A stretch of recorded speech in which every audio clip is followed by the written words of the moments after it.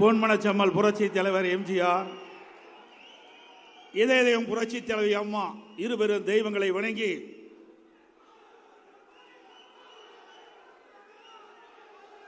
இந்த சிறப்பான எழுச்சியான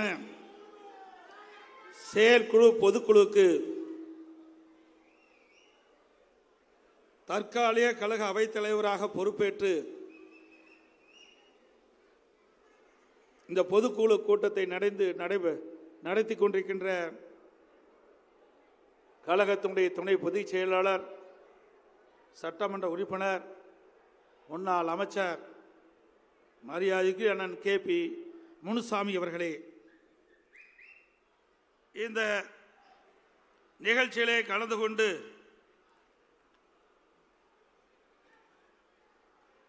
சிறப்பான கருத்துக்களை உங்களிடத்திலே பகிர்ந்து கொண்ட தலைமை கழகத்தினுடைய நிர்வாகிகள், மதிப்புக்கும் மரியாதைக்கும் உரிய அண்ணன் திண்டுக்கல் சீனிவாசன் முன்னாள் கழக பொருளாளர், முன்னாள் அமைச்சர் அண்ணன் அவர்களே, நிகழ்ச்சியிலே கலந்து கொண்டு சிறப்பான கருத்துக்களை வழங்கிய கழக துணை பொதுச் செயலாளர், முன்னாள் அமைச்சர், சட்டப்பேரவை உறுப்பினர் அண்ணன் திரு நத்தம்ரா விஸ்வநாதன் அவர்களே, நிகழ்ச்சியிலே பங்கு பெற்று சிறப்பான கருத்துக்களை உங்களிடத்தில் எடுத்து வைத்த கழக தலைமை நிலை செயலாளர், முன்னாள் அமைச்சர், சட்டப்பேரவை உறுப்பினர் திரு SP வேலுமணி அவர்களே, இந்த நிகழ்ச்சியிலே கலந்து கொண்டு சிறப்பித்துக் கொண்டிருந்து வரவேற்புரை நிகழ்த்திய கழக மகளிரணி செயலாளர், கழக செய்தி தொடர்பாளர், முன்னாள் அமைச்சர் மரியாதைக்கு அக்கா திருமதி வளர்மதி அவர்களே, இரங்கல் தீர்மானத்தை வாசித்த முன்னாள் அமைச்சர், கழக அமைப்பு செயலாளர் அண்ணன் செம்மலை அவர்களே,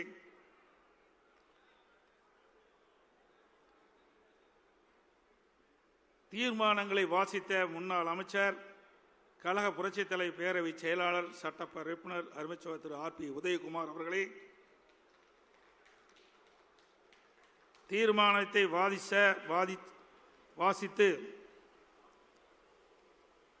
நிகழ்ச்சியை தொகுத்து வழங்கிய மதிப்புக்கும் மரியாதைக்கும் உரிய முன்னாள் அமைச்சர், கழக இலக்கிய செயலாளர், சகோதரர் திரு முனைவர் SS வைகைச்செல்வன் அவர்களே, நிகழ்ச்சியிலே கலந்து கொண்டு சிறப்பான கருத்துக்களை வழங்கிய மரியாதைக்குரிய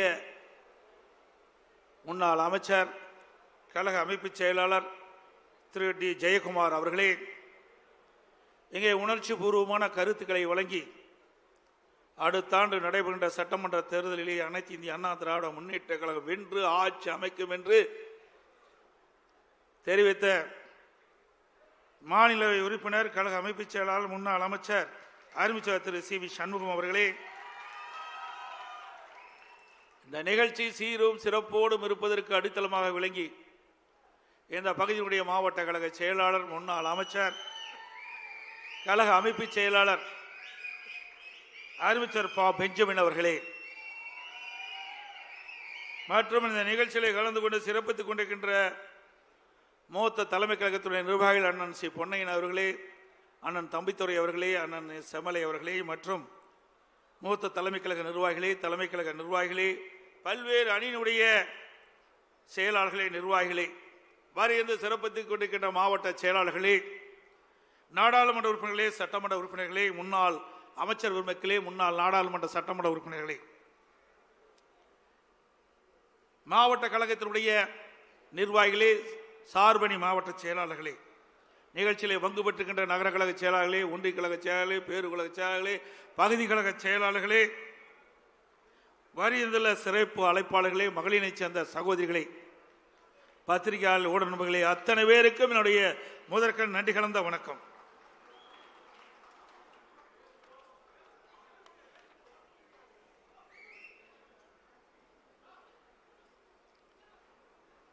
எனக்கு முன்னாலே பேசியவர்களெல்லாம் அழகாக, அற்புதமாக அடுத்த ஆண்டு நடைபெறுகின்ற சட்டமன்ற பொதுத் தேர்தலை குறித்து விளக்கமாக, தெளிவாக, இங்கே சுருக்கமாக சொன்னாலும் தெளிவாக சொல்லிவிட்டு அமர்ந்திருக்கின்றார்கள்.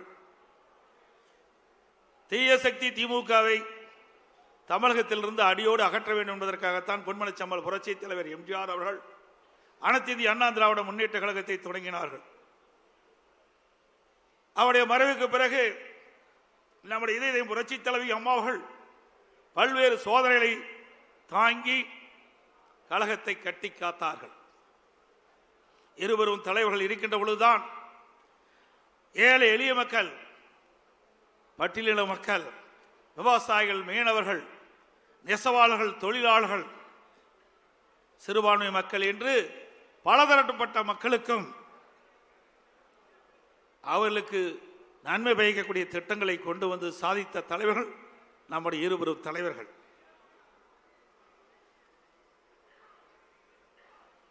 அவருடைய ஆட்சி காலத்தில் தான் மகளிர் மற்றும் இளைஞர்களுக்கு கல்வி, அறிவு, வேலை வாய்ப்பு, நல்வாழ்வு போன்ற அற்புதமான திட்டங்கள் கிடைக்கப்பட்டது. அமைதி, வளம், வளர்ச்சி என்ற அம்மாவின் கொள்கையே நமக்கு தாரக மந்திரமாக கொடுத்தவர் இதயம் புரட்சி தலைவி அம்மா அவர்கள். புரட்சி தலைவர், புரட்சி தலைவி அம்மா ஆகிய இருவரும் வகுத்து தந்த மனித நேயம், மக்கள் நலன், சகோதரத்துவம், சமத்துவம் ஆகியவற்றை எக்காலம் பேணி காப்பது நமது உயிர் மூச்சாக கொண்டிருப்பது அனைத்து இந்திய அண்ணா திராவிட முன்னேற்ற கழகம்.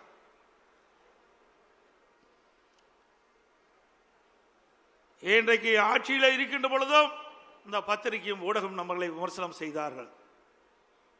எதிர்கட்சியாக இருக்கின்ற பொழுதும் நம்மை பற்றித்தான் விமர்சனம் செய்து கொண்டிருக்கின்றார்கள்.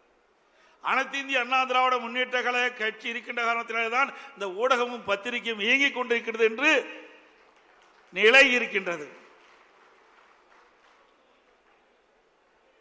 அனைத்து இந்திய அண்ணா திராவிட முன்னேற்ற கழகத்தை பொறுத்த வரைக்கும் பொன்மனச்செம்மல் புரட்சி தலைவர் எம்ஜிஆர், இதயம் புரட்சி தலைவி அம்மா இருவரும் தலைவர்களுக்கு வாரிசு இல்ல, நாம் தாம் வாரிசாக பார்த்தார்கள். நாட்டு மக்களைத்தான் வாரிசாக பார்த்தார்கள். அவளுக்கு என்ன செய்ய வேண்டும், எது செய்தால் நன்மை கிடைக்கும் என்று எண்ணி எண்ணி எண்ணற்ற திட்டங்களை வழங்கிய காரணத்தினால்தான் இன்றைக்கு அனைத்து இந்திய அண்ணா திராவிட முன்னேற்ற கழகத்தை எவராலும் தொட்டு பார்க்க முடியவில்லை. எனக்கு முன்னாலே தலைமை கழக நிர்வாகிகள் பேசியதை போல எவ்வளவு பிரச்சனை, சட்டமன்றத்திலே பெரும்பான்மையை நிரூபிக்கின்ற பொழுது இருக்கின்ற மேடையிலே வீட்டிருக்கின்ற அமைச்சர் பெருமக்கள், அப்பொழுது அமைச்சராக இருந்தால் அந்த காட்சியெல்லாம் நாம் பார்த்தோம். அந்த தீர்மானம் நிறைவேற்றக்கூடாது என்பதற்கு நம்மோடு இருந்தவர்களே சில பேர் எதிரியோடு சேர்ந்து கைகோர்த்து ஒரு சோதனையை உருவாக்கினார்கள். சட்டமன்ற மாமன்றத்திலே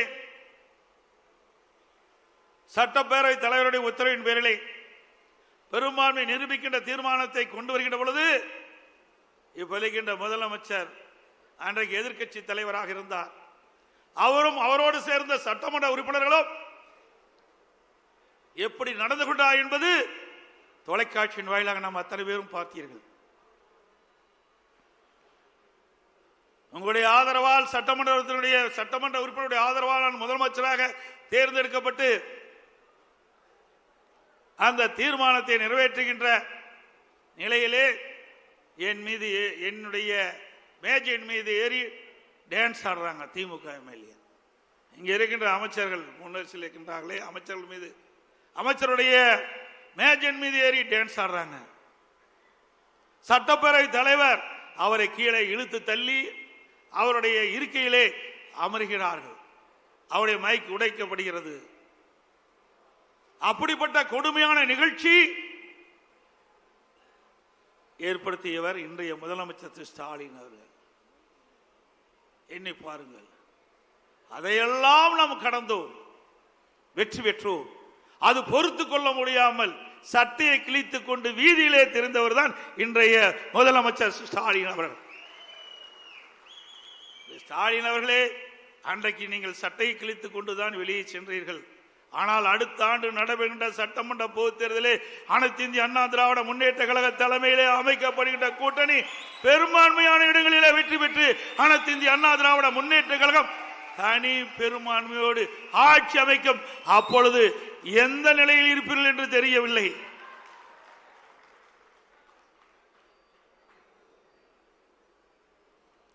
மேலும் அனைத்து இந்திய அண்ணா திராவிட முன்னேற்ற கழகம் ஆட்சியில் அமர்ந்த பிறகு அதை உடைக்க பல்வேறு சதித்திட்டங்கள் தீட்டப்பட்டன. அதை முடக்க பல்வேறு நடவடிக்கைகள் எடுக்கப்பட்டன. பல்வேறு வழக்குகளை தொடர்ந்தார். அதையெல்லாம் தாண்டிதான் நாம் ஒரு சிறப்பான ஆட்சியை நாட்டு மக்களுக்கு கொடுத்தோம்.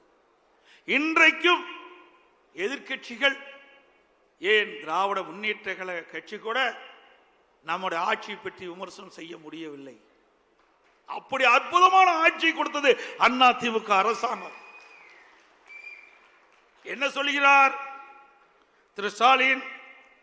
எடப்பாடி பழனிசாமி, அதிமுக, பாரதிய ஜனதாவோட கூட்டணி. இதைத்தான் சொல்ல முடியும். ஆட்சியில் ஏதாவது குறை இருக்கின்றதா சொல்லுங்கள், அதுக்கு பதில் சொல்ல நாங்கள் தயாராக இருக்கின்றோம். எந்தவித குறையும் சொல்ல முடியவில்லை. அப்படி ஒரு பொற்கால ஆட்சி கொடுத்தது அதிமுக அரசாங்கம். இங்கே வீட்டிருக்கின்றீர்களே, என் முன்னிலை அமர்ந்திருக்கின்றார்களே முன்னாள் அமைச்சர்கள், அவரெல்லாம் என்னோடு சிறப்பான முறையிலே பணியாற்றினார்கள். அதனால் ஒரு நல்ல ஆட்சியை நாட்டு மக்களுக்கு கொடுக்கப்பட்டோம், வழங்கினோம். அதே ஆட்சி மீண்டும் தமிழகத்தில் கொண்டு வருவதற்கு நீங்கள் அத்தனை பேரும் முழு ஒத்துழைப்பு நல்க வேண்டும். இந்த செயற்குழு பொதுக்குழு மேடையில வீட்டுகள் அத்தனை பேரும் நினைத்தால் நிச்சயம் அது நிறைவேறும். வந்திருக்கின்ற தலைமை கழக நிர்வாகிகள், மாவட்ட செயலாளர்கள், ஒன்றிய செயலாளர், நகர செயலாளர், பேருக்குழு பகுதி செயலாளர், பொதுக்குழு உறுப்பினர்கள் அத்தனை பேரும் பல்வேறு தேர்தலை களம் கண்டவர்கள்.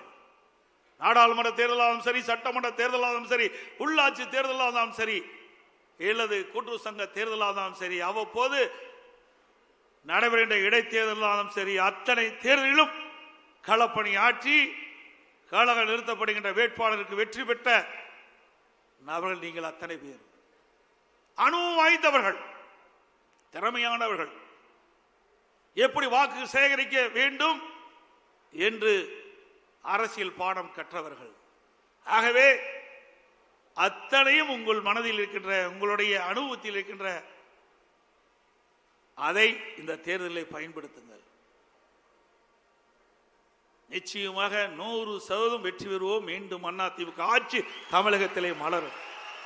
இது எந்த கொம்பனாலும் தடுக்க முடியாது.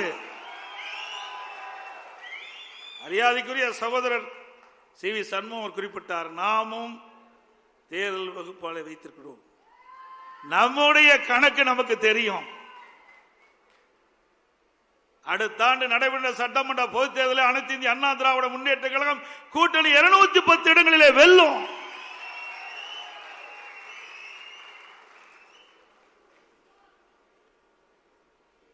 நம்முடைய கழக நிர்வாகிகளுக்கே சில நேரத்தில் சந்தேகம் ஏற்பட்டது. அதையெல்லாம் போக்குவது எங்களுடைய கடமை என்ற அடிப்படையிலே சில விளக்கங்களை தர விரும்புகின்றேன். எனக்கு முன்னாலே தலைமை கழக நிர்வாகிகள் குறிப்பிட்டதை போல வேறு 2 லட்சம் வாக்குகளிலே 43 சட்டமன்ற உறுப்பினர்களை இழந்தோம்.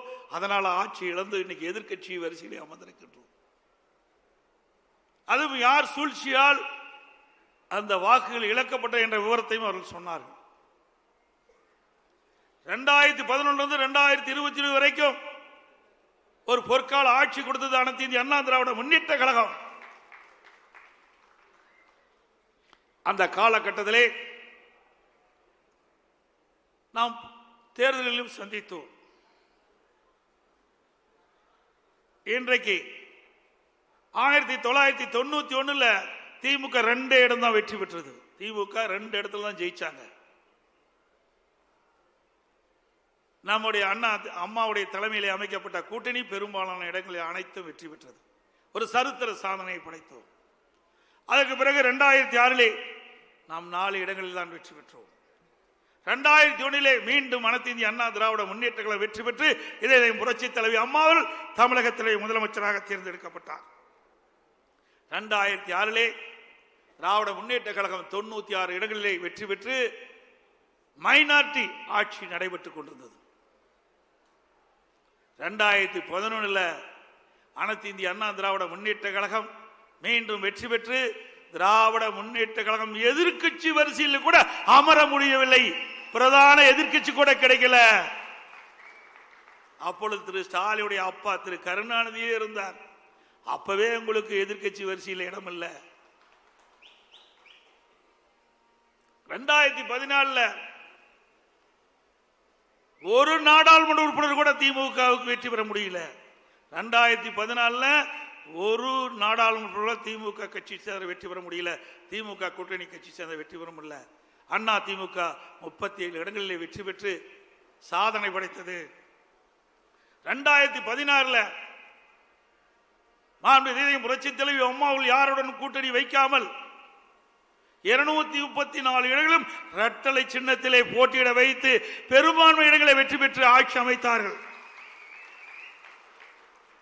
இப்படிப்பட்ட இயக்கத்தை பற்றி திமுக தலைவர் விமர்சனம் செய்வது கேலி கூத்தாக இருக்கின்றது. சக்கரம் சுற்றி கொண்டே இருக்கும், கீழே இருக்க சக்கரம் மேலே வரும். அது தெரியாமல், விவரம் தெரியாமல் திரு ஸ்டாலின் பேசி வருகிறார். அதே வேளையில்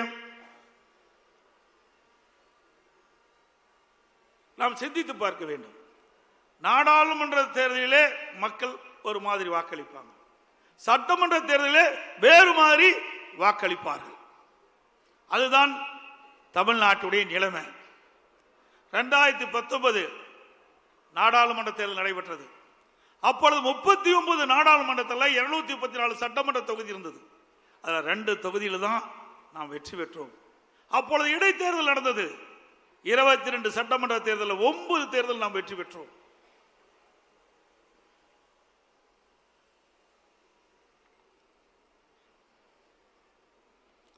ரெண்டாயிரத்தி 21 அனைத்து இந்திய அண்ணா திராவிட முன்னேற்ற கழக தலைமையில் அமைக்கப்பட்ட கூட்டணி 75 இடங்களில் நாம் வெற்றி பெற்றோம். 2019 நாடாளுமன்ற தேர்தலில் 2 இடங்கள் வெற்றி பெற்ற அண்ணா திமுக கூட்டணி ஒரு இடத்துல தான் எம்பியில் நாம் வெற்றி பெற்றோம் 2019. ஆனா எம்எல்ஏ தொகுதி வரும்போது 2 இடத்துல வெற்றி பெற்றோம். அதே 2021 75 இடங்களில் வெற்றி பெற்றோம். அதே போல 2019 நாடாளுமன்ற தேர்தல் அப்ப திராவிட முன்னேற்ற கழகத்தை சேர்ந்தவர்கள் அந்த சட்டமன்ற இடைத்தேர்தலில் போட்டியிட்டாங்க. அண்ணா திமுக எதிர்த்து அண்ணா திமுக 2 தான் 22 சட்டமன்ற இடைத்தேர்தல் நாம் போட்டியிட்டோம். அதுல 9 எம்எல்ஏ நாம ஜெயிச்சோம். அப்ப நிலக்கோட்டை சட்டமன்ற தொகுதி நாடாளுமன்றத்தில் திமுக சுமார் 39,000 வாக்குகளை வெற்றி பெறாங்க. அதே நிலக்கோட்டை சட்டமன்ற தொகுதியில் அண்ணா திமுக 25,000 வாக்குகளை வெற்றி பெற்றோம். ஒரே நேரத்தில் தேர்தல் நடைபெறுகிறது. நாடாளுமன்றத்தில் திமுக போட்டியிடுறது, சட்டமன்றத்திலையும் திமுக போட்டியிடுது. ஆனால் நாடாளுமன்றத்தில் அதிக வாக்கு வாங்குறாங்க, சட்டமன்றத்தில் அண்ணா திமுக அதிகமாக வாக்குது. இப்படி 9 சட்டமன்ற இடைத்தேர்தலிலும் அண்ணா திமுக வீழ்த்தியது. அந்த 9 சட்டமன்ற தொகுதியிலும் நாடாளுமன்ற தொகுதியை பொறுத்த வரைக்கும் அவர்கள் அதிகமாக வாங்கினாங்க. இதுதான் நிலைமை. அது மட்டுமல்ல, 2024 சட்டமன்ற நாடாளுமன்ற தேர்தல் நடைபெற்றது. அதில் 39 தொகுதி திமுக தான் வெற்றி பெற்றாங்க. அந்த 234 சட்டமன்ற தொகுதியில் அண்ணா திமுக கூட்டணி அந்த எம்எல்ஏ தொகுதி 234 சட்டமன்ற தொகுதி 39 நாடாளுமன்றத்தில் வருது. 10 இடங்கள் நாம் வெற்றி பெற்றோம். இன்றைக்கு பாரதிய ஜனதா அண்ணா திமுக கூட்டணி அமைச்சிருக்குது. 2024 நாடாளுமன்ற தேர்தலில் அண்ணா திமுக கூட்டணி வாங்கின வாக்கு, திமுக பாரதிய ஜனதா கூட்டணி வாங்கின வாக்கு ரெண்டையும் சேர்த்துனா 41.33%. அண்ணா திமுக வாங்கின வாக்கு நாடாளுமன்றத்தில் 23.5%. பாரதிய ஜனதா நாடாளுமன்றத்தில் வாங்கின வாக்கு இரண்டையும் சேர்த்தா 41.33%. அப்போ இந்த 234 சட்டமன்ற தொகுதி 39 நாடாளுமன்றத்தில் இருக்குது. இதுல அந்த 41.33% வாக்குல பார்த்தா 84 சட்டமன்ற தொகுதி வெற்றி பெறுகிற வாய்ப்பு இருக்குது. அதிகமா வாங்கியிருக்கிறோம். 84 சட்டமன்ற தொகுதியில அதிகமான வாக்குகளை பெற்றுக்கிறோம். 15 சட்டமன்ற தொகுதியில 1% வாக்கு தான் குறைவு. 18 சட்டமன்ற தொகுதியில 1லிருந்து 2% வாக்கு தான் குறையப்பட்டிருக்குது.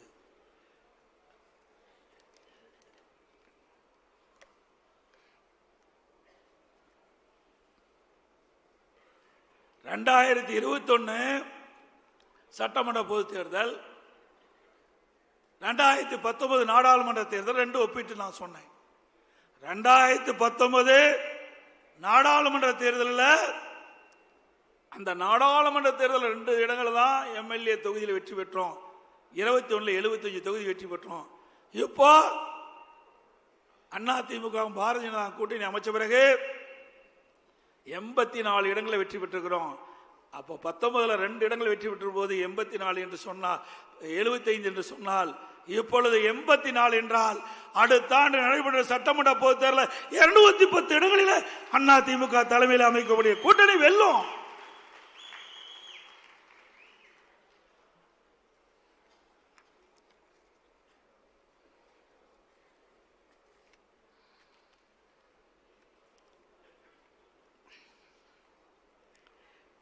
இந்த நம்முடைய தீர்மானத்தில் கூட அதை கொண்டாந்துருக்கிறோம். திமுக கவர்ச்சிகரமா 2021 சட்டமன்ற பொதுத் தேர்தலில் சுமார் 525 அறிவிப்புகளை வெளியிட்டாங்க. நிறைவேற்ற முடியாத அறிவிப்புகளை வெளியிட்டு மக்களை ஏமாற்றி கொள்ளைப்புறத்தின் வழியாக ஆட்சிக்கு வந்த பிறகு சுமார் 4% அந்த அறிவிப்பை கூட நிறைவேற்ற முடியாத ஒரு சூழ்நிலை. அதுல முக்கியமானது கல்வி கடன் ரத்துனாங்க, இல்ல கேஸ் சிலிண்டர் மானியம் கொடுக்கல, பெட்ரோல் டீசல் விலை குறைக்கல, நீட் தேர்வு ரத்துனாங்க, அதுக்கு ரகசியம் இருக்குன்னு சொன்னாங்க. இதுவரைக்கும் ரகசியத்தையே சொல்லல துணை முதலமைச்சர். 100 நாள் வேலை திட்டம் 150 நாளாக உயர்த்த பண்ணாங்க, உயர்த்தல, ஏழை மக்களை ஏமாத்திட்டாங்க. அரசு காலி பணியிடங்கள் அரசாங்கத்தில் 3 லட்சம், அரசு சார்ந்த நிறுவனத்தில் 2 லட்சம், மொத்தம் 5 லட்சம் காலி பணியிடங்கள் நிரப்புனாங்க. இது வரைக்கும் நிரப்பல. கடந்த சட்டமன்ற பொதுத் தேர்தலில் வெறும் 50,000 பேர் தான் அரசு ஊழியர்கள் நிரப்பப்பட்டதா அறிவிச்சாங்க. இந்த 4.5 ஆண்டுகளில் அரசு பணியாளர்கள் சுமார் 75,000 பேர் பணி ஓய்வு பெற்றுக்கிறாங்க. அதோட அதிமுக ஆட்சியிலே கொண்டு வரப்பட்ட திட்டம் தாலிக்கு தங்க திட்டம் நிறுத்திட்டாங்க. அம்மா மினிக்கலை கைவிட்டுட்டாங்க. அம்மா இருசக்கர வாகனம் அதையும் கைவிட்டுட்டாங்க. இப்படி மக்களுக்கு நன்மை பயக்கக்கூடிய அதிமுக ஆட்சியில போடப்பட்ட திட்டங்களை எல்லாம் நிறுத்திய அதுதான் திமுக ஆட்சியுடைய சாதனை. அடிக்கடி ஸ்டாலின் சொல்லுவதெல்லாம் நாங்க குடும்ப தலைவிக்கு 1000 ரூபாய் கொடுத்துட்டோம். எப்ப கொடுத்தீங்க? அதிமுக தொடர்ந்து சட்டமன்றத்தில் அழுத்தம் கொடுத்தோம். தேர்தல் நேரத்தில் குடும்ப தலைவிக்கு 1000 ரூபாய் கொடுப்பதாக தேர்தலில் அறிவிப்பை கொடுத்துவிட்டு அவருடைய வாக்குகளை பெற்று ஆட்சிக்கு வந்த பிறகு கொடுக்கப்பட்ட வாக்குறுதியை நிறைவேற்றவில்லை. அதனால கொடுக்கப்பட்ட வாக்குறுதியை நிறைவேற்றுகின்ற விதமாக மாதந்தோறும் குடும்ப தலைக்கு 1000 ரூபாய் கொடுக்க வேண்டும் என்று பிரதான எதிர்க்கட்சி என்ற முறையில் நம்ம தொடர்ந்து சட்டமன்றத்தில் அழுத்தம் கொடுத்தோம். தொலைக்காட்சியின் வாயிலா தெரிவிச்சோம், ஊடகத்தின் வாயிலா தெரிவிச்சோம். நம்முடைய சட்டமன்ற உறுப்பினர்கள் தொடர்ந்து சட்டமன்றத்தில் அழுத்தம் கொடுத்தாங்க. அதிமுக பொதுக்கூட்டத்திலே தொடர்ந்து விமர்சனம் பண்ணோம். வேறு வழி இல்லாம 28 மாதம் கழிச்சு அதிமுக கொடுக்கப்பட்ட அழுத்தத்தின் காரணமாக தான் மாதந்தோறும் குடும்ப தலைவிக்கு 1000 ரூபாய் கிடைச்சிருக்கு. எப்ப ஸ்டாலின் நேற்றைய தினம் குறிப்பிடுறார், மேலும் 30 லட்சம் பேர்களுக்கு விதியை தளர்த்தி குடும்ப தலைவிக்கு 1000 ரூபாய் மாதந்தோறும் கொடுப்பதா சொல்றாங்க. அப்படின்னா இன்னும் 4 மாசம் தான் கொடுக்க முடியும். 56 மாதம் கொடுக்கல. குடும்ப தலைவருடைய கஷ்டத்தை பார்த்து கொடுக்கல. அடுத்த ஆண்டு நடைபெறுகின்ற பொது தேர்தலை மனதிலே வைத்துக் கொண்டு திரு ஸ்டாலினுடைய அரசாங்கம் விதியை தளர்த்தி 30 லட்சம் பேர்களுக்கு மேலும் மாதந்தோறும் 1000 ரூபாய் குடும்ப தொகை தருவதாக சொல்லியிருக்கிறாங்க. ஆக தேர்தலுக்காகத்தான் கொடுக்கிறாங்கள ஒழிய இந்த குடும்ப தலைவி படுகிற கஷ்டத்துக்காக கொடுக்கல. நீங்கள் எவ்வளவு பணம் கொடுத்தாலும் மக்கள் வாங்கிக் கொள்வார்கள். ஆனால் ஓட்டு மட்டும் அண்ணா திமுக கூட்டணிக்கு தான் போடுவாங்க. அதோட இன்றைக்கு மக்கள் செல்வாக்கு இழந்துட்டார் ஸ்டாலின் அவர்கள். இளைஞருடைய செல்வாக்கையும் இழந்து விட்டார். அதனால இப்பொழுது அறிவிப்பு கொடுத்திருக்கிறார். கல்லூரியிலே படிக்கின்ற மாணவர்கள், அரசு கல்லூரியிலே படிக்கின்ற மாணவர்களுக்கு லேப்டாப் கொடுப்பதா சொல்லியிருக்கிறாங்க. தொடர்ந்து 4 ஆண்டு காலம் சட்டமன்றத்தில் அழுத்தம் கொடுத்தோம். அனைத்து இந்திய அண்ணா திராவிட முன்னேற்ற கழக அரசு இருக்கின்ற பொழுது, இதே புரட்சி தலைவி அம்மா இருக்கின்ற பொழுது அரசு பள்ளி படிக்கின்ற மாணவர்களுக்கு ஒரு விஞ்ஞான கல்வி கொடுக்க வேண்டும், அறிவுபூர்வமான கல்வி கிடைக்க வேண்டும். இதற்காக மடிக்கணினி திட்டத்தை கொண்டு வந்தார்கள். சுமார் 52 லட்சம் மடிக்கணினி கொடுத்தோம். அதை வலியுறுத்தி சட்டமன்றத்திலே நாங்கள் தொடர்ந்து பேசினோம். எங்களுடைய சட்டமன்ற உறுப்பினர்களும் பேசினார்கள். தொடர்ந்து பத்திரிகையின் வாயிலாக, ஊடகங்களின் வாயிலாக நம்முடைய கருத்தை தெரிவித்தோம். அப்பொழுதெல்லாம் ஸ்டாலின் இந்த திட்டத்தை கொண்டு வருவதற்கு உடன்படல. இன்றைக்கு மக்கள் செல்வாக்கு இழந்த காரணத்தினாலே, இளைஞர்களுடைய செல்வாக்கு இழந்த காரணத்தினாலே அடுத்த ஆண்டு சட்டமன்ற தேர்தல் நடைபெறுகிறதை முன்னிட்டு 10 லட்சம் மாணவர்களுக்கு, அரசு கல்லூரியிலே படிக்கின்ற மாணவர்களுக்கு லேப்டாப் கொடுப்பதாக அறிவிச்சிருக்கிறார். மாணவர்களுடைய நலன் கருதி கொடுக்கல. அடுத்த ஆண்டு நடைபெறுகின்ற சட்டமன்ற பொதுத் தேர்தலில் அந்த இளைஞர்களுடைய வாக்கு கிடைக்க என்பதற்காக இந்த 10 லட்சம் லேப்டாப் கொடுக்குறீங்க. சரி, இப்ப கொடுப்பத இந்த கல்லூரி திறப்பதற்கு முன்பே கொடுத்திருந்தா அவளுக்கு பயனுள்ளதா இருந்திருக்கும். ஆனா கல்லூரி திறந்து 5 மாதம் கழித்து இப்ப கொடுக்குறீங்க. அந்த கல்லூரியில் மாணவர் சேர்ந்த உடனே அவருடைய சொந்த பணத்தில் லேப்டாப் வாங்கி இன்றைக்கு அதன் மூலமாக அறிவுத்திறனை வளர்த்துக்கிட்டு இருக்கிறாங்க. இந்த லேப்டாப் கொடுப்பதனால என்ன பயன் எந்தி பாருங்க. இதை கொடுப்பதை மட்டும் வேண்டாம் என்று சொல்லவில்லை. கொடுப்பதை உரிய நேரத்தில் கொடுத்தீங்களா? இல்ல. அவருடைய வாக்கு தேவை. அடுத்த ஆண்டு நடைபெறுகின்ற தேர்தல் திமுகவுக்கு பயம் வந்து விட்டது. தோல்வி அடைந்து விடுவோம் என்று பயம் வந்து விட்டது. அதனால அவசரமாக இன்றைக்கு அரசு கல்வியிலே படிக்கின்ற மாணவர்களுக்கு லேப்டாப் கொடுப்பதாக அறிவிச்சிருக்கிறாங்க.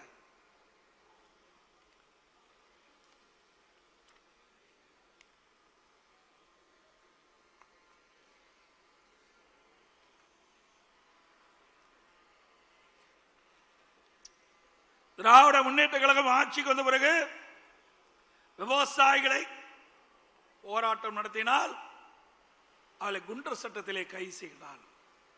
விவசாயிகளுக்கு அநீதி இழைக்கப்படுகின்ற அரசு மக்கள் விரோத திமுக அரசாங்கம். அது மட்டுமில்லாம டெல்டா மாவட்டம் குறுவை சாகுபடி, அந்த சாகுபடி செய்த விவசாயிகள் அந்த விளைந்த நெல்லை அறுவடை செய்து மூட்டை பிடித்து கொள்முதல் நிலையத்துக்கு கொண்டு சென்றால் அந்த கொள்முதல் நிலையத்திலே விவசாயியுடைய நெல்லை கொள்முதல் செய்யாத காரணத்தினாலே தொடர் மழையின் காரணமாக 15 நாட்கள் நெல் கொள்முதல் நிலையத்தை மூடிய காரணத்தினால் விவசாயிகள் கொண்டு வந்த நெல் சாலை ஓரத்தில் குவியலாக குவித்து வைத்திருந்தார்கள். கொள்முதல் நிலையத்திற்கு முன்பாக நெல் மணிகளை குவித்து வைத்திருந்தார்கள். தொடர் மழையின் காரணமாக நெல் மணிகள்லாம் முளைத்து விவசாயிகள் பாதிக்கப்பட்டாங்க. நம்முடைய டெல்டா மாவட்டத்தில் இருக்கின்ற நம்முடைய கழக மாவட்ட செயலாளர்கள், தலைமை கழக நிர்வாகிகள், முன்னாள் அமைச்சர் வேண்டுகோளை ஏற்று நான் ஓடோடி சென்று டெல்டா மாவட்ட விவசாயிகளை சந்தித்து நேரடி கொள்முதல் நிலையத்துக்கு சென்று அவர்களுக்கு ஆறுதல் கூறி என்ன வரும் என்று கேட்டேன். அப்பொழுது குறிப்பிட்டார்கள், 15 நாட்களாக இந்த நெல்லை நாங்கள் காவல் காத்துக் கொண்டிருக்கின்றோம், இந்த அரசாங்கம் கொள்முதல் நிலையிலே கொள்முதல் செய்யவில்லை. கொள்முதல் செய்யப்பட்ட நெல்லையும் அந்த குடோனில் அடுக்கி வைத்திருக்கிறார்கள். அது வெளியிலே சென்றால்தான் நெல் கொள்முதல் செய்ய முடியும். இப்படிப்பட்ட அவல நிலை எங்களிடத்திலே இருக்கின்றது. கடுமையாக பாதிக்கப்பட்டு விட்டோம் என்று சொன்னார்கள். அதை பார்க்க யாருமே செல்ல, இந்த விவசாயிகளுக்கு ஆறுதல் சொல்ல திமுகவிலிருந்து யாரும் செல்லல. திரு உதயநிதி டெல்டா மாவட்டத்துக்கு போனன்னு அறிவிச்சாங்க. பத்திரிகையில பார்த்தேன். பரவாயில்ல, விவசாயிகளுக்கு ஆறுதல் சொல்ல போகிறார் என்று நினைத்தேன். ஆனா அங்க போகல. நேர ரயில்வே ஸ்டேஷனுக்கு போய் சரக்கு ரயிலுக்கு கொடி காட்டிட்டு வந்துட்டார். ஏற்கனவே அந்த கொள்முதல் செய்யப்பட்ட அந்த நெல் மூட்டைகள் எல்லாம் அதுக்கு முன்பு 20 நாட்கள் ட்ரெயின்ல போயிட்டு இருக்குது, சரக்கு ரயில்ல போயிட்டு இருக்குது. ஏன்னா விவசாயிகளை பார்ப்பதற்கு அச்சம். அங்கே போனா கேரோ பண்ணிட்டு என்ன பண்றது அப்படின்ற பயத்துல அப்படியே திரும்பி போயிட்டாரு துணை முதலமைச்சர் ஸ்டாலின் அவர்கள், துணை முதலமைச்சர் திரு உதயநிதி அவர்கள். விவசாயிகளை இன்றைக்கு நஷ்டத்திலே தள்ளி அரசாங்கம் திராவிட முன்னேற்ற கழக அரசாங்கம்.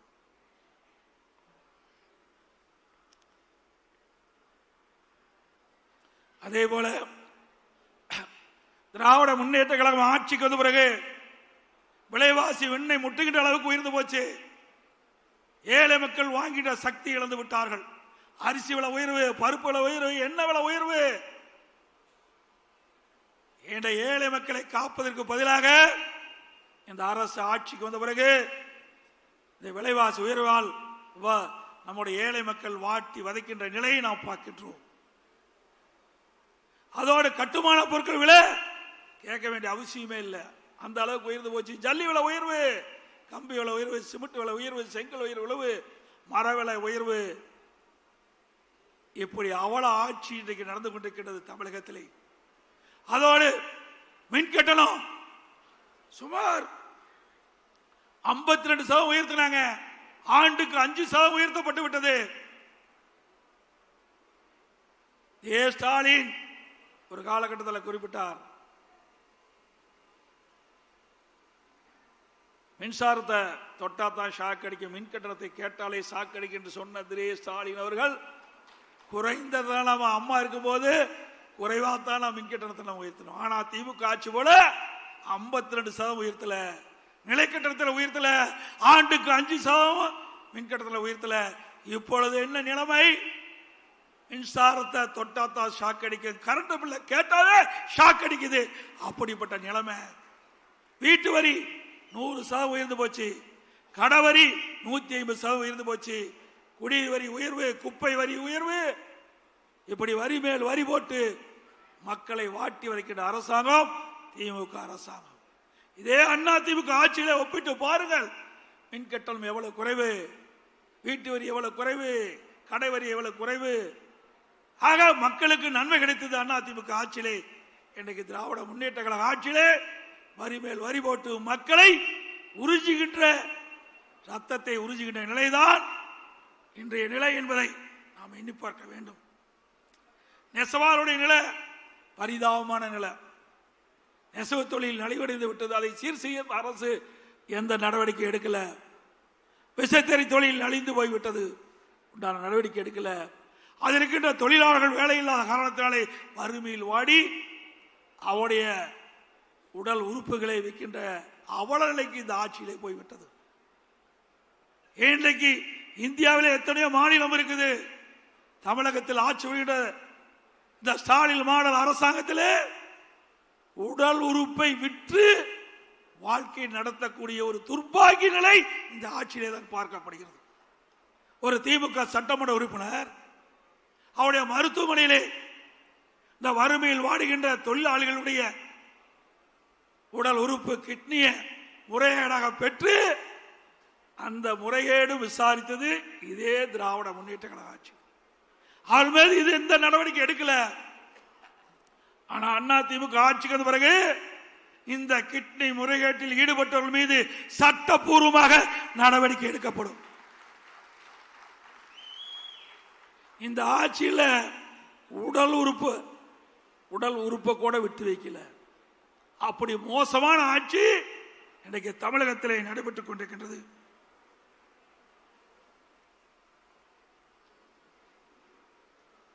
போக்குவரத்து துறையிலே போக்குவரத்து முன்னாள் ஊழியர்கள் தங்களுக்கு கிடைக்க வேண்டிய பணம் கிடைக்கவில்லை என்று போராட்டத்தில் இறங்கி போராடி பணம் பெறுகின்ற சூழ்நிலை. எப்பொழுது பார்த்தாலும் ஸ்டாலின் சொல்லுகின்றார், இன்றைக்கு மகளிருக்கு கட்டணமில்லா பேருந்து விட்டுருக்கோம் சொல்லி அந்த பேருந்தில் ஏறி இறங்கினா தான் உயிர் நிச்சயம். அப்படிப்பட்ட பேருந்து ஓட்டுசல் பேருந்து தான் இன்றைக்கு தமிழகத்தில் இயங்கிக் கொண்டிருக்கிறது. தொழில்துறை இதெல்லாம் எதற்காக சொல்லினேன் என்று சொன்னால், வருகின்ற சட்டமன்ற தேர்தலில் நாட்டு மக்களுக்கு நீங்கள் தெரிவிக்க வேண்டும் என்ற அடிப்படையில் இதை நான் தெரிவித்துக் கொண்டிருக்கின்றேன். அதிமுக ஆட்சிக்கும் திமுக ஆட்சிக்கும் என்ன வேறுபாடு என்பதையும் நாட்டு மக்களுக்கு நீங்கள் தெளிவுபடுத்த வேண்டும் என்பதற்காக இந்த விவரங்களை நான் குறிப்பிடுகிறேன். தொழில்துறை அதிமுக ஆட்சியிலே மிக சிறப்பாக இருந்தது. 2015 அம்மா அவர்கள் முதல் தொழில் முதலீட்டாளர் மாநாட்டை சென்னையில் நடத்தினாங்க. 2,42,000 கோடி தொழில் முதலீட்டு ஈர்க்கப்பட்டது. 98 புரிந்துணர்வு ஒப்பந்தம் போடப்பட்டாங்க. அந்த பணியெல்லாம் துவங்கி நிறைவேற்றப்பட்டு பல்லாயிரக்கணக்கான பேருக்கு வேலை கிடைச்சிருக்குது. 2019 அம்மாவுடைய அரசு தொழில் முதலீட்டு மாநாட்டை நடத்தணும். சென்னையில் சுமார் 3,05,000 கோடி தொழில் முதலில் ஈர்க்கப்பட்டது. சுமார் 304 புரிந்துணர்வு ஒப்பந்தங்கள் போடப்பட்டு நடைமுறைக்கு கொண்டாந்தோம். அந்த நிறுவனங்கள் எல்லாம் இன்றைக்கு உற்பத்தியை தொடங்கிவிட்டது. அதனால பல்லாயிரக்கணக்கான இளைஞர்களுக்கு வேலை வாய்ப்பை பெற்று தந்தோம். திமுக அரசாங்கம் வந்தது. திமுக அரசாங்கம் வந்த பிறகு அவர்கள் தொழில் முதலீட்டு மாநாட்டை நடத்தினார்கள். திரு ஸ்டாலின் அவர்கள் அண்மையிலே ஜெர்மன் நாட்டுக்கு போகும்போது விமான நிலையத்திலே பத்திரிகையாளர்களை சந்தித்து பேட்டி கொடுத்தார். அப்பொழுது இந்த பேட்டியிலே குறிப்பிடுகிறார்,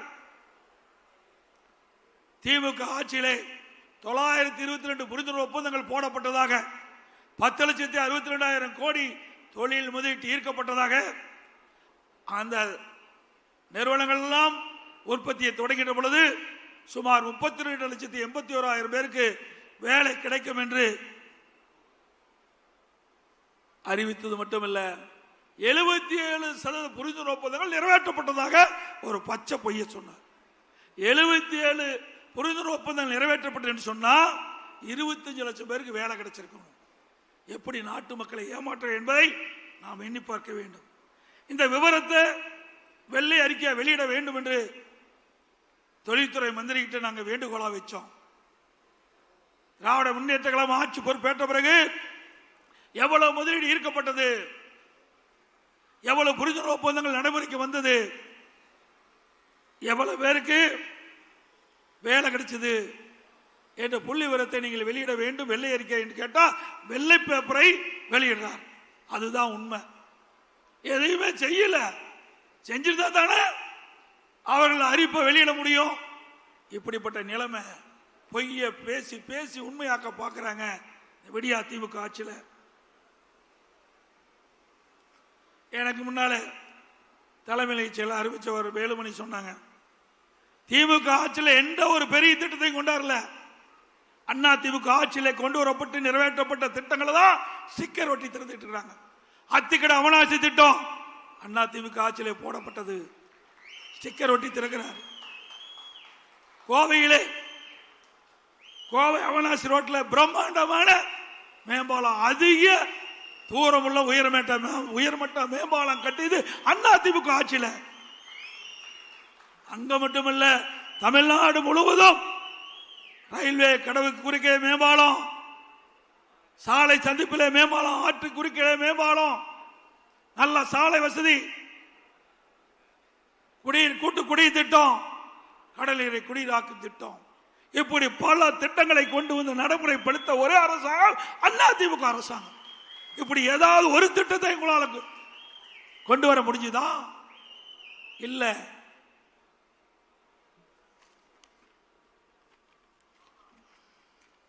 அதோட கடலை பத்தி சொன்னாங்க. அண்ணா திமுக ஆட்சி இருக்கின்ற பொழுது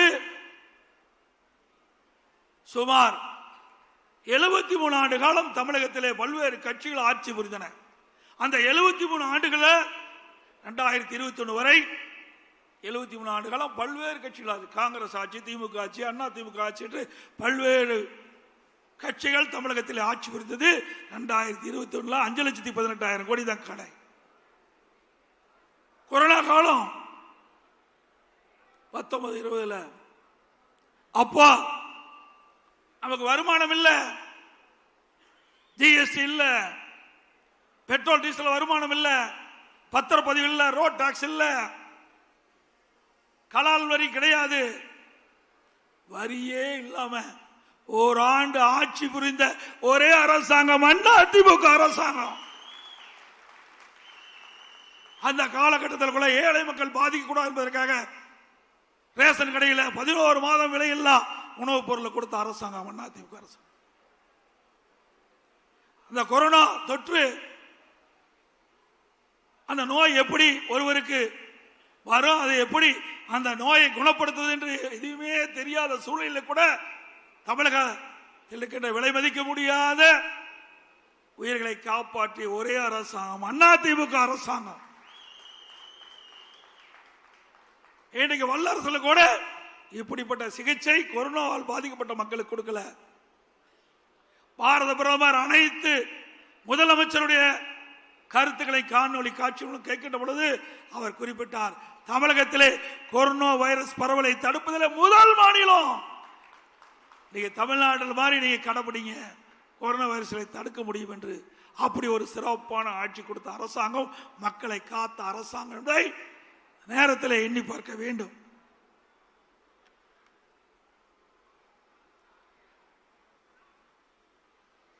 இன்றைக்கு தொலைக்காட்சி நாம பார்த்தாவே கொலை, கொள்ளை, திருட்டு, வழிப்பறிவு, பாலியல் வன்கொடுமை தான் தினந்தோறும் வர செய்தியா இருக்குது.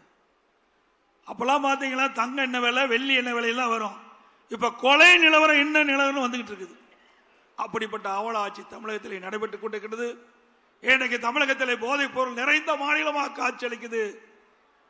ஆக அதையெல்லாம் தடுக்க திறமையற்ற அரசாங்கமா திமுக அரசு இருக்குது. ஏன்னா பாதி பேர் திமுக காரனை விற்கிறான், ஆனா தடுக்க முடியாது. இன்றைக்கு திமுக ஆட்சிக்கு வந்த பிறகு எல்லா துறையும் ஊழல், டாஸ்மாக் துறையில் ஊழல், இன்றைக்கு ஒப்பந்தம் மற்றும் விற்பனை முறைகேடல், மணல் கடத்தல், போக்குவரத்து துறையிலே ஊழல்,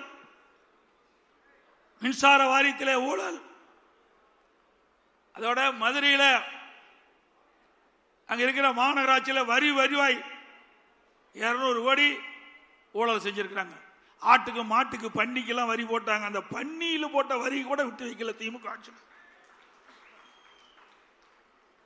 இப்பொழுது நகராட்சி குடிநீர் வழங்குகின்ற அமைச்சர் இன்றைக்கு அமலாக்கத்துறை பல்வேறு ஊழல் பட்டியல காவல்துறைக்கு அனுப்பிச்சிருக்கிறாங்க, எஃப்ஐஆர் போடணும். முதலா ஒருத்தர் போக போறார், முதலா ஒருத்தர் போக போறார், படிப்படியா போவாங்க. ஆக இன்னும் 2-3 மாதம் இருக்குது, 100 நாள் தான் இருக்குது தேர்தலுக்கு. அந்த 100 நாள்ல எத்தனை திமுக அமைச்சர்கள் எங்கு போவார்கள் தெரியும், பத்திரமான இடத்துக்கு போவாங்க. சென்னை மாநகராட்சியில் கழிப்பறை பராமரிப்பில் ஊழல், மின்சாரத்துறையில் டிரான்ஸ்பார்மர் டெண்டர் விட்டதில் ஊழல், ஒரே மாதிரி டெண்டர். இன்னைக்கு 3 லட்சத்துக்கு சொன்னா 12 பேரும் 3 லட்சத்துக்கு கோட் பண்ணியிருக்கிறாங்க. இப்படி அப்பட்டமாக ஊழல் செய்கிற ஒரே அரசாங்கம் திமுக அரசாங்கம். பத்திரப்பதிவு உங்களுக்கு எல்லாத்துக்கும் தெரியும். இப்படி இந்தியாவிலேயே பிரிச்சு பார்த்து பத்திரப்பதிவு செஞ்சு அதில் ஊழலிலே திளைக்கின்ற ஒரே அரசாங்கம் திமுக அரசாங்கம்.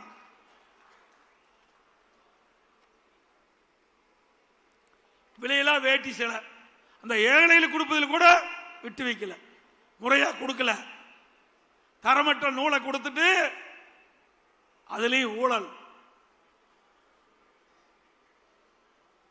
அப்புறம் தமிழ்நாடு குடிநீர் வடிகால் வாரியம், அதுல பராமரிப்பு பணி ஆண்டுக்கு ஒரு முறை டெண்டர் விடுவாங்க. இப்ப திமுக அரசாங்கம் அடுத்த முறை ஆட்சிக்கு வர முடியாதுன்னு தெரிஞ்சுக்கிட்டாங்க. 3 ஆண்டுக்கு ஒரு முறை டெண்டர் வருவதாக கமிஷன் பெறுவதற்கு இப்பொழுது தயாராகிட்டாங்க. எப்பொழுது பார்த்தாலும் அண்ணா திமுக முன்னாள் அமைச்சர் மீது வழக்கு போட்டிருக்கிறாங்க அப்படின்னு சொல்லிட்டு இருந்தாங்க. இப்ப திமுக அமைச்சர் மீது எத்தனை பேர் மீது வழக்கு, இன்னும் எத்தனை பேர் மீது வழக்கு வர இருக்கிறது என்பதை எண்ணி பார்க்க வேண்டும். பொன்முடி அவரது மனைவி சொத்து குவிப்பு வழக்கு, செந்தில் பாலாஜி வெளியிலே வர முடியாது, அந்த அளவுக்கு வலிமையான வழக்கு இருக்குது. துரைமுருகன் அண்ணன் மணல் ஊழல்ல மாட்டிக்கிட்டு விதி விளங்கி இருக்கிறார். KN நேரு நகராட்சி நிர்வாக பணி, அந்த நிர்வாக பணி, அந்த பணிக்கு ஆள் எடுப்பதில் ஊழல், டெண்டர் ஊழல். அனிதா ராதாகிருஷ்ணன் அவர்கள் சொத்து குவிப்பு வழக்கு. திரு ஏவே வேலு அவர் மேலேயும் ஊழல் வருதா, ஊழல் வழக்கு இருப்பதா சொல்றாங்க.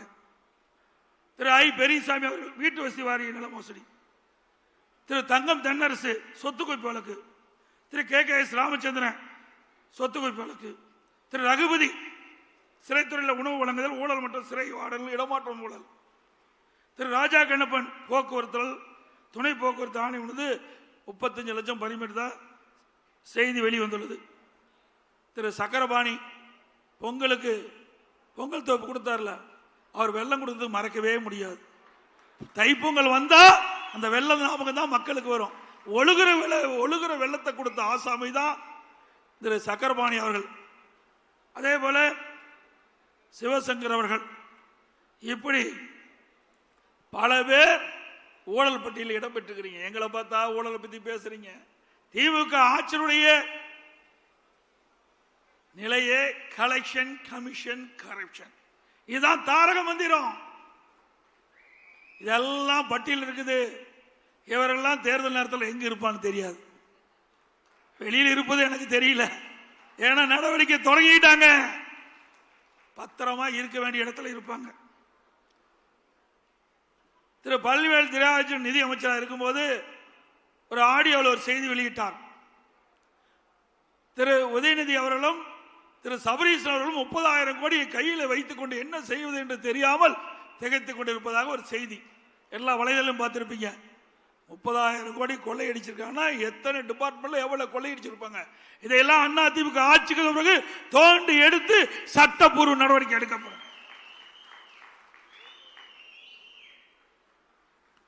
திமுகவை பொறுத்த வரைக்கும் அந்த காலத்திலிருந்து இந்த காலம் வரை திமுக ஊழல்னா திமுக அதுதான் நிலை. எப்பொழுது திமுக வந்தாலும் ஊழல் தொடர்ந்து வரும். இதுதான் தமிழ்நாட்டுடைய நிலைப்பாடு.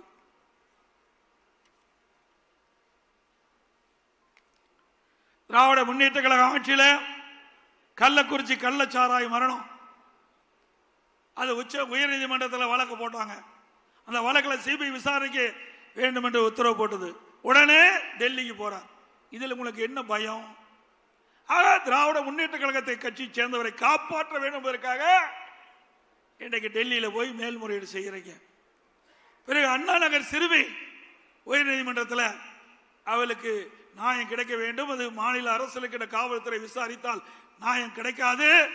அதன் அடிப்படையில் உயர்நீதிமன்றத்தில் வழக்கு. அதனால அந்த சிறுமி அந்த வழக்கை சிபிஐ விசாரிக்க வேண்டும் உத்தரவு போடுறாங்க உயர்நீதிமன்றம். அதை எதிர்த்து உச்ச நீதிமன்றம் போறாங்க. அதோட ஆம்ஸ்டாங் கொலை வழக்கு, அவருடைய உறவினர்கள் வழக்கு போடுறாங்க. அதை மாநில அரசு விசாரிக்க கூடாது, சிபிஐ விசாரிக்க வேண்டும். இன்னைக்கு சென்னை உயர்நீதிமன்றம் அதை சிபிஐ விசாரிக்க வேண்டும் என்று உத்தரவு போட்டது. அதை எதிர்த்து டெல்லிக்கு போறாங்க. எவ்வளவு வெட்கக்கேடானது! ஆக யாரையோ காப்பாற்றுவதற்காக இந்த அரசு துடித்துக் கொண்டிருக்கிறது. இதெல்லாம் அனைத்து இந்திய அண்ணா திராவிட முன்னேற்ற கழக ஆட்சி அமைந்தவுடன் இதையெல்லாம் விசாரித்து உண்மை குற்றவாளிகளை இந்த நாட்டுக்கு அடையாளம் காட்டப்படும்.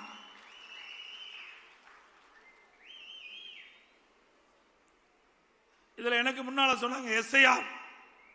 இந்த எஸ்ஐஆர் என்று கேட்டாவே ஸ்டாலின் அலர்ந்தார், துடிக்கிறார். ஏன்னா எல்லாம் கள்ள ஓட்டு போட்டு தானே ஜெயிச்சிருக்கிறாங்க. உண்மையா வாக்காளர் சந்தித்து அந்த வாக்களை பெற்று அவர் வெற்றி பெறவில்லை. அது சென்னை மாநகரம்னா கேட்க வேண்டிய அவசியமே இல்லை. இறந்தவர்கள் எல்லாம் உயிர் பெற்று வந்து ஓட்டு போடுவாங்க. அப்படிப்பட்ட நிலைமை இன்றைக்கு எஸ்ஐஆர் பணி துவங்கப்பட்டு விட்டது. மத்திய தேர்தல் ஆணையம் அறிவிக்கப்பட்டு பணி துவங்கி நாளையோட நிறைவு பெற இருக்கின்றது. ஆக நம்முடைய கழக நிர்வாகிகள், தொண்டர்கள், மாவட்ட செயலாளர், ஒன்றிய செயலாளர், நகர செயலாளர், பேரூர் செயலாளர், பகுதி செயலாளர், வட்டச் செயலாளர், வார்டு செயலாளர் அத்தனை பேர் ஒருமித்த கருத்தோடு நாளை இறுதி நாள். அதனால ஏதாவது விடுபட்டு இருந்தா அதை முறையாக அந்த எஸ்ஐஆர் பணியை மேற்கொள்ள வேண்டும் என்று அன்போடு இந்த நேரத்தில் கேட்டுக்கிறேன். திமுக தலைவர் ஸ்டாலின் எதிர்த்தார். இதை எதிர்க்க வேண்டிய அவசியம் என்ன? இறந்தவர் வாக்களை நீக்கிறாங்க, ஒரு இடத்துல இருந்து வேற இடத்திற்கு குடி போயிடுறாங்க, அவர் அந்த இடத்துல வாக்கு பதிவாகிறது. ஏற்கனவே இருக்கிற இடத்துல தொடர்ந்து இந்த வாக்காளர் பட்டியலில் ஒரு பெயர் இடம்பெற்று வருது. அதை நீக்குவதில் என்ன தவறு? இரட்டை வாக்காளர், அதை நீக்குவதில் என்ன தவறு? ஆனா திரு ஸ்டாலின் அவர்கள் அதை கடுமையாக எதிர்த்தார். இப்பொழுது என்னங்கிறாரு? திமுக காரர் விழிப்போடு இருந்து செயல்பட வேணுமா? ஒரு பக்கம் எதிர்க்கிறாங்க, ஒரு பக்கம் செயல காட்டுறாங்க.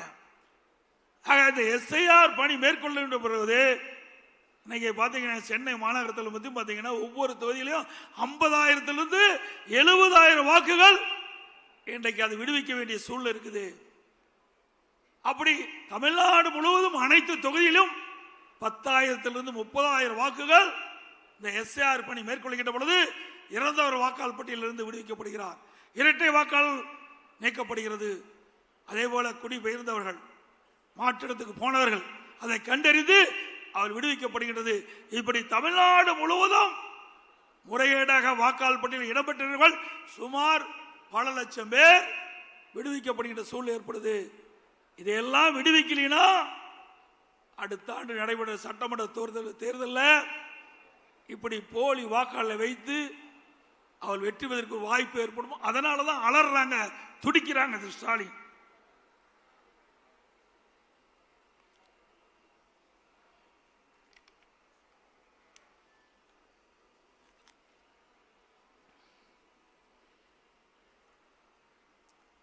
எப்பொழுது பார்த்தாலும் ஸ்டாலின் சொல்லிக்கொண்டே இருப்பது அண்ணா திமுக பாரதிய ஜனதாவுடைய அடிமை அடிமை. அண்ணா திமுக எப்பொழுதும் யாருக்கும் அடிமை இல்லை என்பதை பல முறை சுட்டிக்காட்டிவிட்டோம்.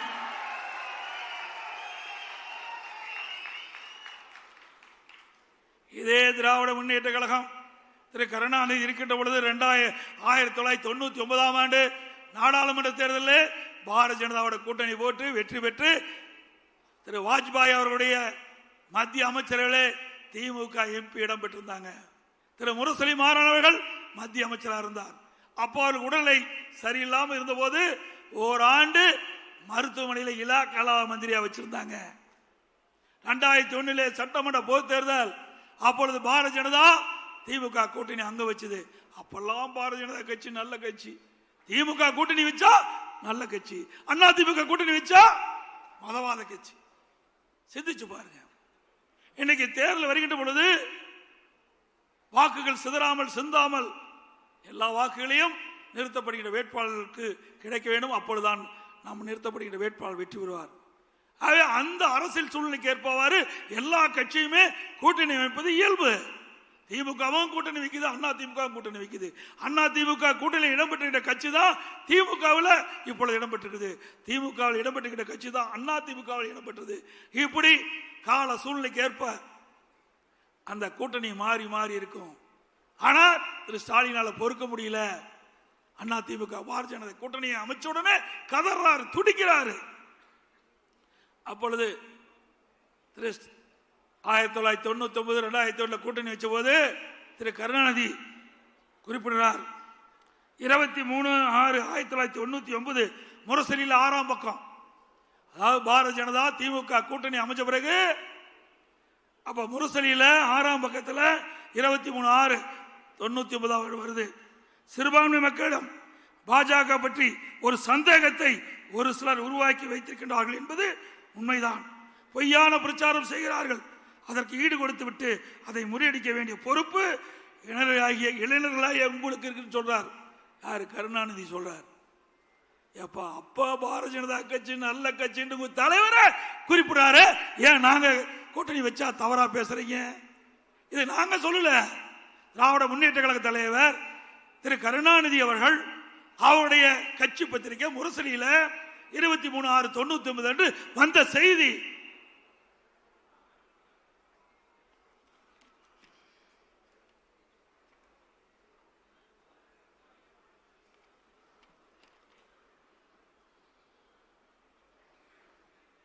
அதே போல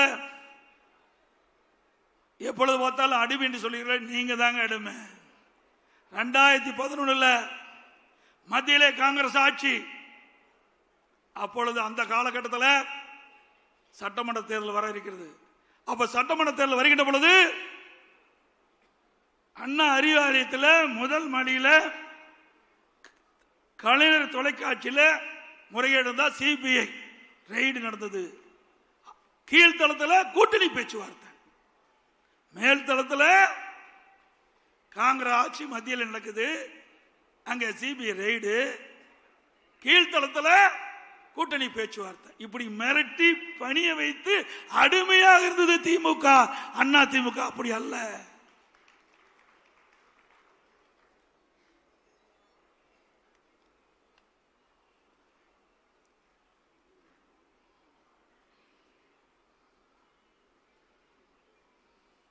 அதே போல வேண்டுமென்றே திட்டமிட்டு நம்முடைய நிர்வாகி மீது வழக்கு போடுவது.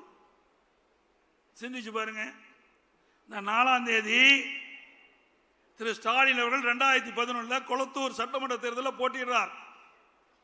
அந்த தேர்தலில் முறைகேடு நடந்ததாக அப்போ போட்டியிட்ட அனைத்து இந்திய அண்ணா திராவிட முன்னேற்ற வேட்பாளர் வழக்கு தொடர்றார். அந்த வழக்கின் அடிப்படையிலே உச்சநீதிமன்றத்திலே வழக்கு தொடர்ந்து நடந்துகிட்டு இருக்குது. அதை பற்றி ஒரு பத்திரிகையாவது ஒரு ஊடகமாவது வெளியிட்டாங்களா? சிந்திச்சு பாருங்க. அண்ணா திமுக பற்றி நேற்றைய தினம், நேற்றைக்கு முன்தினம் பத்திரிகையில் போடுறீங்க. ஆனா ஒரு நாட்டுடைய முதலமைச்சர் 2011 சட்டமன்ற தேர்தலிலே கொளத்தூர் தொகுதியிலே போட்டியிட்ட அவரை பற்றி விசாரணை வருகின்ற பொழுது எந்த ஊடகம் எந்த பத்திரிகையும் வெளிப்படுத்தல. 2 மணி நேரம் வாதம் நடந்திருக்குது. மீண்டும் நாளை தினம் 11ஆம் தேதி வர இருக்கிறதாக கேள்விப்பட்டேன். ஆக ஊடகங்களும் பத்திரிகைகளும் தர்மத்தை நீங்கள் நாட வேண்டும். பத்திரிகை என்பது ஒரு நடுநிலையா இருக்க வேண்டும். வேண்டுமென்று திட்டமிட்டு அண்ணா திமுகவை அவதூறு செய்தியை வெளியிடுவதை நிறுத்தி விடுங்கள். ஏன் மிரட்டுறாங்களா? பயமா இருக்க மாட்டேங்குது பத்திரிகை ஊடகத்துக்கும். ஏன்னா திரு சவுக்கு சங்கர் வீட்டில் மலத்தையும் அங்க இருக்கிற சாக்கடை தண்ணி ஊத்திட்டாங்களே, அதுபோல இந்த ஊடக நிறுவனத்தினுடைய பொறுப்பாளர்கள் மீதும் பத்திரிகை நடத்துகின்ற உரிமையாளர்கள் வீட்டிலையும் ஏதாவது மலத்தையும் ஏதாவது சாக்கடை தண்ணி ஊத்திடுவான்னு பயமோ என்னமோ. 4ஆம் தேதி உச்ச நீதிமன்றத்தில் வழக்கு நடக்குது. அந்த வழக்கை பற்றி எந்த ஊடகமாவது எந்த பத்திரிகையாவது செய்தி வெளியிட்டீங்களா? சிந்திச்சு பாருங்க. எங்கள் மீது எவ்வளவு வழக்கு போட்டீங்க, உங்கள மீது வழக்கு வந்து விட்டதெல்லாம் சந்திங்க.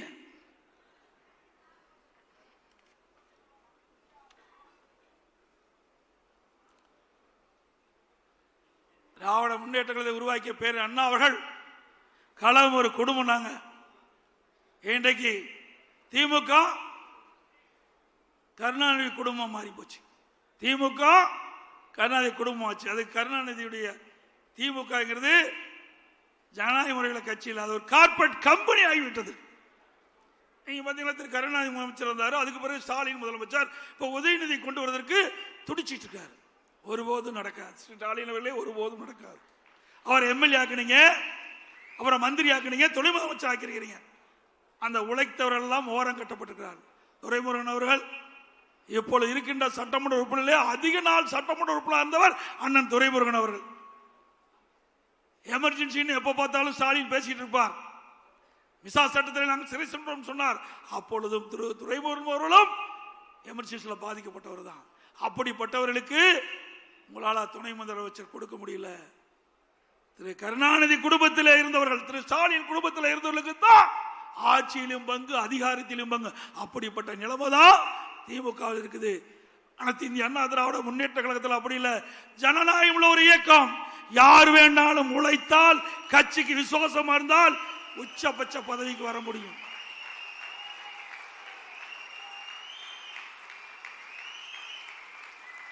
திமுக வர முடியுமா?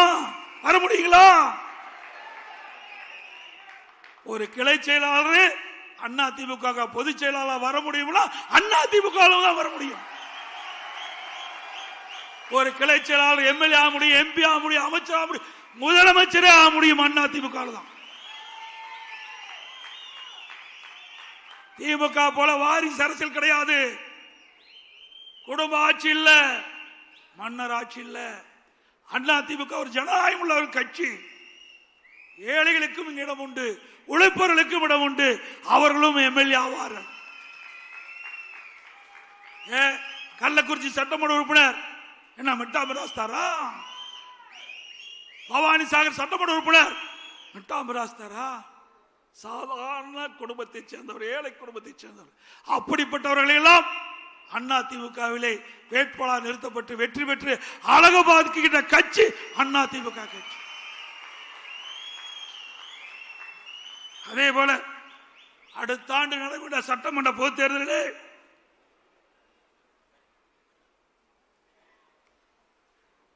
இங்கே வந்திருக்கிற பல நிர்வாகிகள் வேட்பாளராக வருவதற்கு வாய்ப்பு உண்டு என்பதை இந்த நேரத்தில் தெரிகிறது. இயக்கத்துக்கு விசுவாசமாக உழைக்கின்றவர்கள் நிச்சயமாக கிடைக்கும். எனக்கு பின்னாலும் இன்னும் எத்தனை நூற்றாண்டுகள் வந்தாலும் அனைத்து இந்திய அண்ணா திராவிட முன்னேற்ற கழகம் மக்களுக்காக இயங்கும் அப்படின்னு இதை புரட்சி தலைவி அம்மா அவர்கள் சட்டமன்றத்திலே சூளுரைத்தார்கள். அதை நனவாக்கின்ற விதமாக ஒவ்வொருவரும் தேனீக்களை போல எறும்பை போல சுறுசுறுப்பாக பணியாற்றி நமக்கு விழக்கூடிய வாக்குகள் சிந்தாமல் சிதறாமல் தேர்தல் நேரத்திலே அவளை அழைத்து வந்து பதிய வைத்து தலைமை கழகம் அறிவிக்கப்படுகின்ற வேட்பாளர்களின் கூட்டணி கட்சியைச் சேர்ந்த வேட்பாளர் வெற்றி பெற செய்ய வேண்டும் என்று இருகிற குப்பிக்குள்ளே வேண்டி கேட்டுக்கொள்கிறேன். அதோட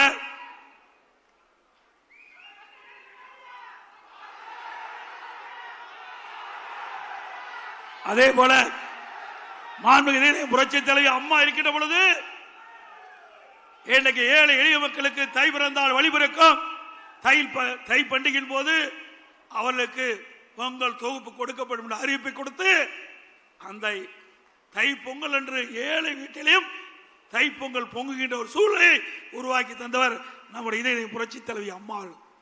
அந்த வழியிலே வந்த அம்மாவுடைய அரசு தை பொங்கல் என்று எல்லா இல்லங்களிலும் மகிழ்ச்சியோடு தை பண்டிகையை கொண்டாட என்பதற்காக எல்லா குடும்பத்துக்கும் 2500 ரூபாய் கொடுத்த அரசாங்கம் அண்ணா திமுக அரசாங்கம்.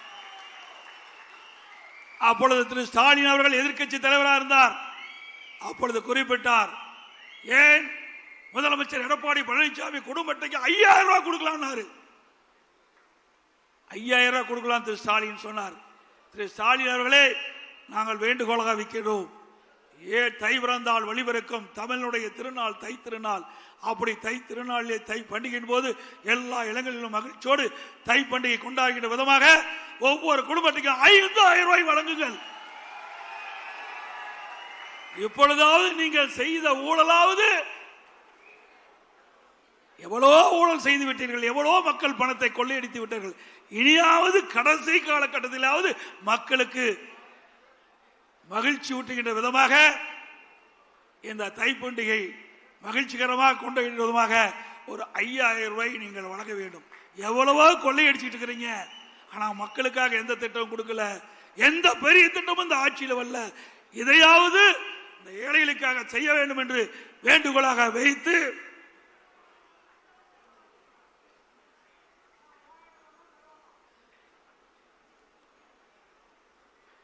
அது மட்டுமல்ல, நான் முன்கூட்டியே எனக்கு முன்னாலே தலைமை கழக நிர்வாகிகள் குறிப்பிட்டதை போல நான் முன்கூட்டியே தமிழகத்தில் பல்வேறு மாவட்டங்களில் எழுச்சி பயணத்தை மேற்கொண்டோம். அந்த எழுச்சி பயணத்தின் போது நம்முடைய மாவட்ட செயலாளர் தலைமை கழக நிர்வாகிகள் வருகை வந்திருக்கின்ற ஒன்றிய செயலாளர், நகர செயலாளர், பேருக்கழக செயலாளர், பகுதி செயலாளர் அத்தனை பேர் ஒருமித்த கருத்தோடு மிக சிறப்பாக எழுச்சியாக அந்த எழுச்சி பயண கூட்டத்தை நடத்தினீர்கள். மக்களை காப்போம், தமிழகத்தை மீட்போம் என்று நாம் குரல் கொடுத்து கிட்டத்தட்ட 175 சட்டமன்ற தொகுதியிலும் அதிமுக அந்த பிரச்சாரத்தை தொடங்கிடும். இனி எந்த கட்சியும் இனிமேல் எவ்வளவு சட்டமன்ற தொகுதியில் போய் பிரச்சாரம் செய்ய முடியாது. அப்படி அருமையான எழுச்சி பயணம் மேற்கொண்டது. அதுக்கு அத்தனை மாவட்ட கலைச்சால் தலைமை நிர்வாகிகள் வருகின்ற ஒன்றிய நகர பேரூராட்சி பகுதிகள் அத்தனை பேரும் சிறப்பான முறையில் ஏற்பாடு செய்தார்கள். அதுக்கு நன்றியை இந்த நேரத்தில் தெரிவித்துக் கொள்கின்றேன்.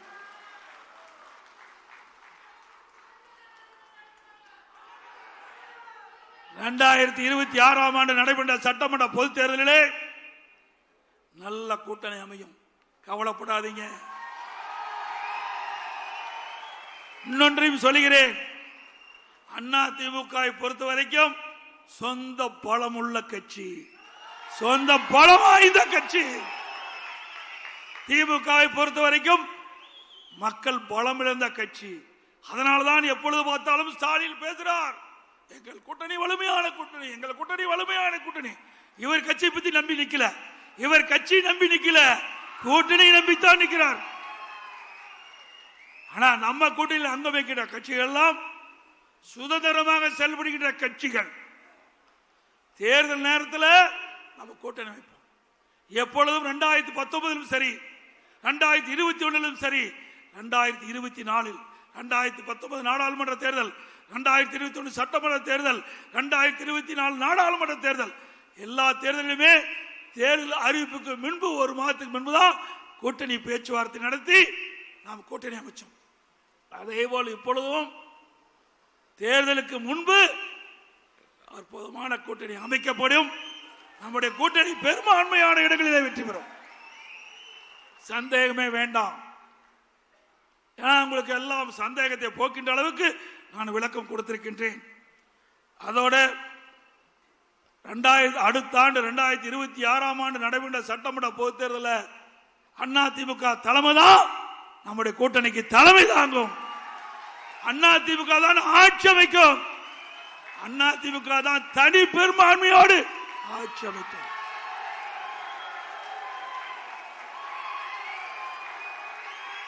அதோடு 2026 ஆண்டு நடைபெற்ற சட்டமன்ற பொதுத் தேர்தலில் வெற்றி பெற்று ஆட்சி அமைத்து அடுத்த ஆண்டு நடைபெறுகின்ற பொது செயற்குழு பொதுக்குழு கூட்டத்தில் அதிமுக ஆட்சி நடக்கும். அது எந்த கொம்பனாலும் தடுத்து நிறுத்த முடியாது. இன்னைக்கு மக்கள் விடியா திமுக ஆட்சியை வீட்டுக்கு அனுப்ப முற்பட்டு விட்டார்கள். மக்கள் ஒரு ஆட்சி அகற்றப்பட வேண்டும் என்று மக்கள் கொதித்து எழுப்பிவிட்டார்கள். எப்பொழுது தேர்தல் வரும் என்று காத்துக் கொண்டிருக்கின்றார்கள். தேர்தல் வந்தால் திராவிட முன்னேற்ற கழகம் கூட்டணி தோல்வி பெறும், அதிமுக தலைமையில் அமைக்கிற கூட்டணி வெற்றி பெறும், அதிமுக ஆட்சி அமைக்கும் என்று சொல்லி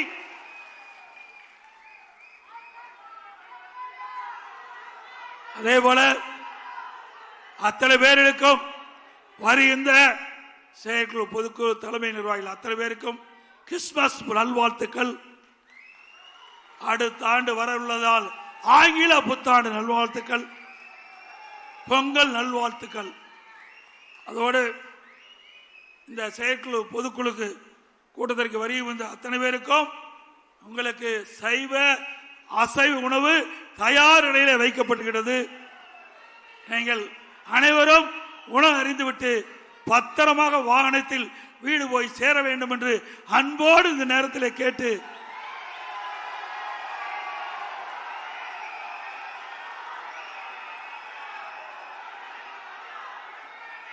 அதே போல முன்னாள் அமைச்சர் மாவட்ட கழக பெஞ்சமின் அவர்கள் இந்த பொதுக்குழுவுக்கு நடைபெறுவதற்கு சிறப்பான ஏற்பாடு செய்வதற்கு அவரும் இந்த நிகழ்ச்சி சீரோடும் சிறப்போடும் நடைபெறுவதற்கு உறுதுணையாக விளங்கிய அறிவிச்சார் பெஞ்சமின் அவர்களுக்கும் அதே போல இந்த பொதுக்குழு கூட்டம் சிறப்பாக நடைபெறுவதற்காக இன்றைக்கு அந்த பொதுக்குழு எப்படியெல்லாம் நடைபெற வேண்டும், எப்படியெல்லாம் அரேஞ்ச்மெண்ட் பண்ண வேண்டும் என்ற அந்த நிகழ்ச்சியை பாடுவதற்கு வந்த நம்முடைய துணை பொதுச்செயலாளர் அண்ணன் KPM அவர்களுக்கும், தலைமை அருமை சகோதரர் வேலுமணி அவர்களுக்கும், அமைப்பு அருமை தங்கமணி அவர்களுக்கும், அவரோடு இணைந்து பணியாற்றிய இந்த பகுதியை சேர்ந்த கழக நிர்வாகிகள் அத்தனை பேருக்கும் நேரத்தில் நன்றி தெரிவித்து, அடுத்த ஆண்டு நாம் ஆளுங்கட்சியாக இருப்போம், அந்த பொதுக்குழுவிலே சந்திப்போம் என்பதை நேரத்தில் தெரிவித்து, இன்றைக்கு காலையிலே வந்துட்டீங்க, பசியோடு இருக்கிறீங்க, இன்னும் நிறைய பேச வேண்டி இருந்தது. இருந்தாலும் அதையெல்லாம் சுருக்கமாக பேசி உங்களுடைய பசியோடு இருப்பவர்களுக்கு மேலும் காலதாமம் செய்யக்கூடாது என்ற அடிப்படையிலே இப்பொழுது என்னுடைய உரையை நிறைவு செய்கின்றேன். அத்தனை பேரும் உழைக்க வேண்டும். இந்த உழைப்பு தான் வெற்றிக்கை. இன்றைக்கு யானைக்கு தும்பிக்கை, நமக்கு நம்பிக்கை. அந்த நம்பிக்கை ஒவ்வொருவருக்கும் ஏற்பட வேண்டும். நம்முடைய செயல்பாடு சிறப்பாக இருக்க வேண்டும். அதுதான் முக்கியம் என்பதை இந்த நேரத்தில் தெரிவித்து எனது உரையை நிறைவு செய்கின்றேன். நன்றி, வணக்கம்.